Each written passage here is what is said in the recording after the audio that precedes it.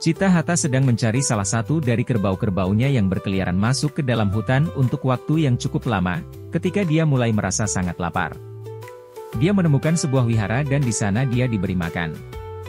Ketika sedang menyantap makanannya, dia tidak dapat menahan diri berkomentar bahwa kehidupan para bhikkhu jauh lebih baik daripada apa yang mampu didapatkannya. Sebagai perumah tangga, biarpun telah bekerja keras seharian penuh. Jadi, atas kemauannya sendiri, dia memutuskan untuk meninggalkan istri dan rumahnya, dan menjadi seorang bhikkhu. Walaupun dia memulai kehidupan kebhikkhuan dengan baik dan mengikuti peraturan wihara, dia perlahan-lahan menjadi bosan dengan kehidupannya yang baru dan akhirnya bahkan tidak ingin pergi untuk meminta dana makan, pindapata. Tidak lama, dia pun merasa gelisah dan merindukan ditemani istrinya lagi sehingga akhirnya dia meninggalkan sangha dan kembali ke rumahnya. Akan tetapi, setelah beberapa waktu, merasa kehidupan perumah tangga begitu keras, dia pun kembali ke wihara dan menjadi bhikkhu lagi. Kemudian, merasa kesepian sekali lagi. Dia melepas jubah dan pulang ke rumah istrinya kembali. Dia bolak-balik antara rumah dan wihara sebanyak 6 kali. Pada kepulangan menjadi perumah tangga yang ke-6 kalinya, istrinya hamil, Cittahata merasa senang. Kemudian, suatu malam, ketika istrinya sedang tertidur lelap, dia masuk ke kamar mereka untuk mengagumi kehamilan istrinya. Dia menemukan istrinya tidur mendengkur keras. Dengan air liur mengalir di dagunya, serta dengan pakaian dan rambut yang berantakan. Melihat istrinya terbaring seperti itu dengan mulut terbuka dan perut membusung, Cittahata tidak dapat menahan diri untuk berpikir bahwa istrinya terlihat seperti mayat. Tiba-tiba perasaan jijik muncul dalam dirinya, yang sangat mengejutkan dirinya. Tetapi di saat itulah dia menyadari sifat alamiah tubuh yang tidak menyenangkan dan tidak kekal. Dia berdiri di sana berpikir, aku telah memasuki sangha 6 kali dan setiap kali aku lepas jubah hal itu karena keinginan dan kenikmatan indriawi.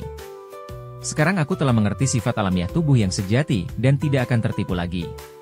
Dia memutuskan untuk meninggalkan rumahnya dan menjadi bhikkhu untuk selamanya. Di tengah perjalanan ke wihara, dia terus merenungkan ketidakkekalan dan ketidakpuasan. Sebagai hasilnya dia mencapai kesucian tingkat pertama. Kembali ke wihara, para bhikkhu sama sekali tidak ingin melihat Cittahata lagi karena reputasi buruk sikap pelin-pelannya sudah sangat terkenal di antara mereka. Jadi, ketika Cittahata memohon untuk diterima sebagai anggota sangha sekali lagi, mereka semuanya menolaknya. Kamu sudah mencukur rambutmu begitu seringnya sehingga kepalamu sekarang sudah menjadi batu asah, tegur mereka. Akan tetapi Cittahata tetap berkeras dan para bhikkhu pun akhirnya mengalah. Beberapa bulan sudah berlalu dan Cittahata belum juga goyah, akan tetapi rekan-rekan sesama bhikkhu masih meragukan tekadnya untuk menjalani kehidupan suci. Mereka mulai menggodanya dengan menanyakan kapan dia akan kembali ke istrinya lagi.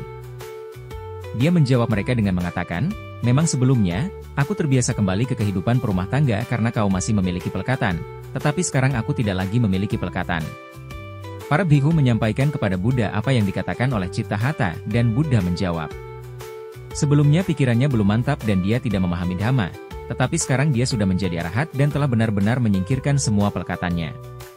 Kali ini Cittahata tidak akan kembali ke rumah lagi.